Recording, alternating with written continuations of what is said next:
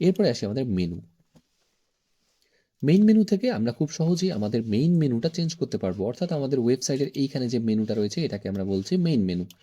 তো আমরা এখানে খুব সহজেই পেজগুলো দেখতে পাচ্ছি, অর্থাৎ আমাদের যে পেজগুলো আমরা তৈরি করেছিলাম পেজ অপশন থেকে, এখানে পেজ দেখতে পাচ্ছি। এছাড়াও আমাদের কিছু ডিফল্ট পেজ রয়েছে, যেমন archive, photo gallery, web story. তো এই পেজগুলো অ্যাড করতে পারবো, আমাদের কাস্টমাইজ পেজগুলো অ্যাড করতে পারবো, কাস্টম পেজগুলো। এরপরে আমরা এখানে দেখতে পাচ্ছি ক্যাটাগরি লিস্ট। এখানে আমাদের তৈরি ক্যাটাগরিগুলো দেখতে পাচ্ছি, আমরা চাইলে ক্যাটাগরিগুলো অ্যাড করতে পারি। যেমন ভিডিও অ্যাড করতে চাইলে এখানে ক্লিক করব, ভিডিও চলে এসেছে। এছাড়াও যদি কাস্টম লিঙ্ক অ্যাড করতে চাই, এখানে ইউআরএল এবং এখানে টেক্সট দিতে হবে। তো এই পাশে আমরা এডিট করার জন্য, সাপোজ সারা দেশ এডিট করব, এডিটে ক্লিক করলাম, এখানে এডিটের অপশন আসলো, এখানে লিঙ্ক, এটা হচ্ছে ক্লিক করলে সেম ট্যাবে যাবে নাকি নতুন ট্যাবে যাবে, এবং ডিলিটে ক্লিক করলে সেটা ডিলিট হয়ে যাবে। এরপরে চলে আসি অফ ক্যানভাস মেনু, অর্থাৎ এই যে সাইট থেকে যে আসে এটাকে আমরা বলছি অফ ক্যানভাস।